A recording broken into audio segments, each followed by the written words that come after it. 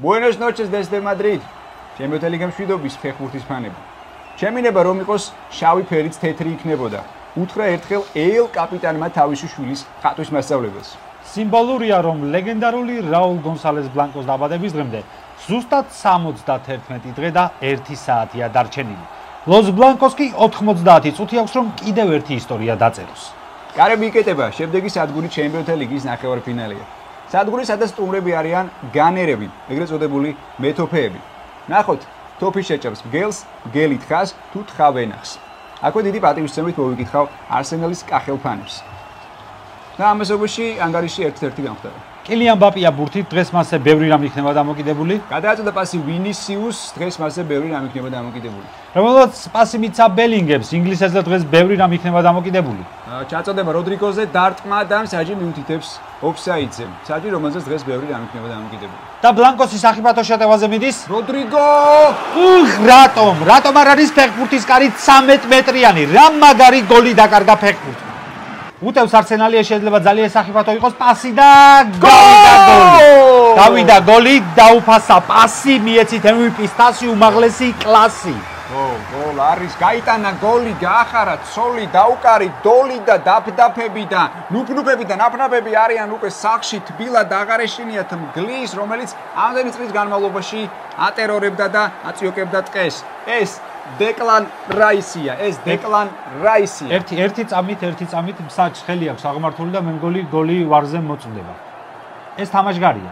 კი, ეს თამაშგარია და გოლი დაუხდა.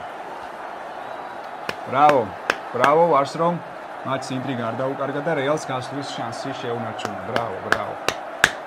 მოდრიჩია ბურთით ცდილობს შეტევაზე გადასვლას, ნახოთ. როგორ გაგრძელებას მოუძებნის. გადააწოდა პასი. ნახოთ ვინ არის. საოცარის შეხვედრის მომსწრეები ვართ ბერნაბეუზე, საოცარი შეხვედრა. ნამდვილად. რომელსაც მთელი მსოფლიო ადენებს თვალყურს. რა მნიშვნელობა აქვს სახში კბილის მასთან გათავდა თუ არა, როცა ტელევიზორში ესეთი საფეხბურთო დღესასწაულია. 53 წუთი მიიწურა, რაც იმას ნიშნავს, რომ 60 წუთში უკვე ტაიმი დასრულდება და შევისვენებთ. No, wrong address. 7. Bape, 7. Bape. აუხსენი რა ჩ. განახლდა მეორე ტაიმი და ჩვენ არაფერი გვითქვამს ფრანსუა ლეტექსიეზე, რომელიც არის ხევანდელი მატჩის მთავარი არბიტრი. ფრანსი, როგორც მას მეგობრები ეძახიან, დაიბადა დასავლეთ საფრანგეთის ერთ პატარა ქალაქ ბედეში. სხვათა შორის ლეტექსიეები ესპანეთ-ინგლისის ომში 1604 წელს მომლაპარაკებლის როლს ასრულებდა, რაც რა თქმა უნდა ძალიან სიმბოლურია დღევანდელი მატჩიდან გამომდინარე. ბურთი თვინისიუს ჟუნიორია გაცდა ორ ფეხბურთელს ერთი მიცი თანაგუნდელია დარტყმა და ბურთი აცდაგავს. სხვათა შორის ჩემპიონთა ლიგაზე მადრიდის რეალის შემტევებმა აპრილის თვის პირველ ნახევარში ბურთი გარს 74 დააცილეს. ვა მართლა? მე რატომღაც 147 მახსოვდა მალხას. არა, ეს არის რაც ჩემპიონთა ლიგა დაერქვა მასში. გასაგებია. მადლობა. გასულდა კიდევ ერთი ჩემპიონთა ლიგური საღამო. საღამო, რომელიც თავისუფლად შეიძლება განთავსდეს პრადოს მუზეუმში, როგორც ექსპონატი. დღეს კიდევ ერთხელ დამტკიცდა, რომ ფეხბურთი არ არის მხოლოდ სპორტი, ეს მეცნიერებაა. დიახ, ჩვენ თქვენთან ერთად უყურეთ ამ ყველაფერს და თაობებს მოუყურეთ. შეაფასეთ ადამიანები არა გაცემული პასუხების, არამედ დასმული შეკითხვების მიხედვით.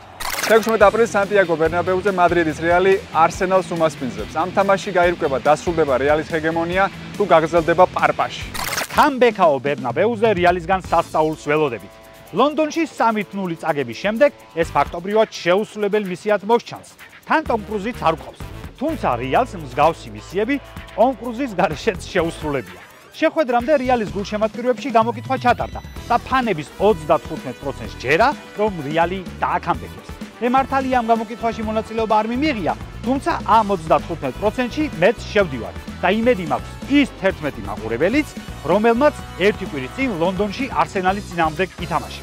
რეალის და არსენალის პირველი დაპირისპირება არსენალის დამაჯერებელი გამარჯვებით და რეალის დაუჯერებელი მარცხით დასრულდა, თუმცა სამეფო კლუბის საბრძოლო განწყობაზეა და რეალის ფეხბურთელებს განმეორებით შეხვედრამდე სამოტივაციო ფილმიც აჩვენეს, რომელშიც დეკლან რაისი აღმოჩნდა მკვლელი.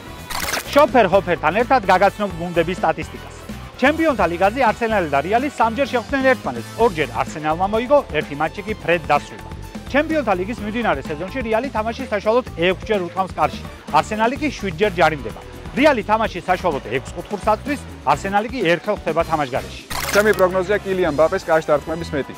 ესეთ მნიშვნელოვან თამაშში, მეოთხე ფინალში, როცა თამაში დასაკამბეთებელი გაქვს, თან ბერნაბეუზე თამაშობ, თან კილიან მბაპე ხარ და შენი ოცნების გუნდში თამაშობ, მინიმუმ ორჯერ კი უნდა დაარტყა კარში.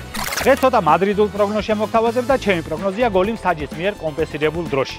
მე როგორც რეალის გულშემატკივარს, რა თქმა უნდა, მჯერა რომ რეალი ამ თამაშს დააკამბექებს და მადრიდში გაგრძელდება ის დრამები, რის გამოც რეალი ნახევარმა მსოფლიოს შეიყვარა და ნახევარმა შეიძულა, ასე რომ გოლი მსაჯის მიერ კომპენსირებულ დროში.